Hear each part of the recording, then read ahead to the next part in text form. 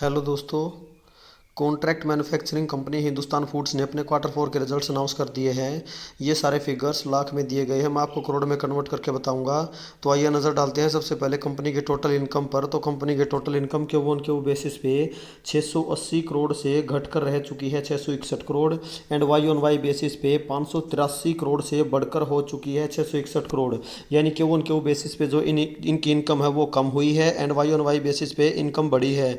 आइए देख लेते हैं इनके एक्सपेंसेज। तो इनके एक्सपेंसेज के वो बेसिस पे 654 करोड़ से घटकर रह चुके हैं 630 crore. And Y on Y basis पे 562 करोड़ से बढ़कर हो चुके हैं 630 करोड़। यानी के वो बेसिस पे इनके एक्सपेंसेज कुछ कम हुए हैं, and Y on Y basis पे एक्सपेंसेज बढ़े हैं। आइए अब देख लेते हैं इनका प्रॉफिट फॉर द पीरियड। तो इनका profit Q on Q basis पे 171 करोड़ से बढ़कर हो चुका है 202 crore. And Y on Y basis पे जो है प्रॉफिट 123 करोड़ से घटकर रह चुका है, सॉरी बढ़कर हो चुका है 202 करोड़। यानी चाहे क्यू ऑन क्यू बेसिस पे देखो चाहे वाई ऑन वाई बेसिस पे देखो, दोनों में प्रॉफिट बढ़ा है। बिकॉज जो क्यू ऑन क्यू बेसिस पे इनके एक्सपेंसेस कम हुए थे उसकी वजह से क्यू ऑन क्यू बेसिस पे इनका प्रॉफिट बढ़ा है। आइए अब नज़र डालते हैं इनके ईपीएस पर।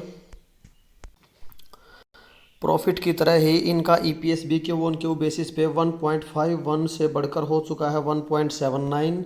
And Y on Y basis पे 1.09 से बढ़कर हो चुका है 1.79।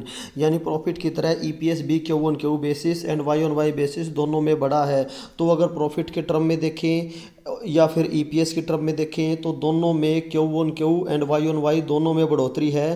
तो इन दोनों के बेसिस पे तो रिजल्ट अच्छा कहा जा सकता है। और जो सेल्स की टर्म है उसमें जो है क्यू ऑन क्यू बेसिस में डिप है एंड वाई और वाई बेसिस में बढ़ोतरी है। तो देखिए इस कंपनी की मार्केट एक्सपेक्टेशन का डेटा अवेलेबल नहीं है हमारे पास, इसलिए हम श्योरली नहीं कह सकते कि रिजल्ट कैसा है। लेकिन अगर ईपीएस और प्रॉफिट को देखें तो रिजल्ट अच्छा कहा जा सकता है। बाकी तो हमें कल मार्केट रिएक्शन से ही पता चल पाएगा कि रिजल्ट कैसा है। तो ओके, थैंक यू दोस्तों।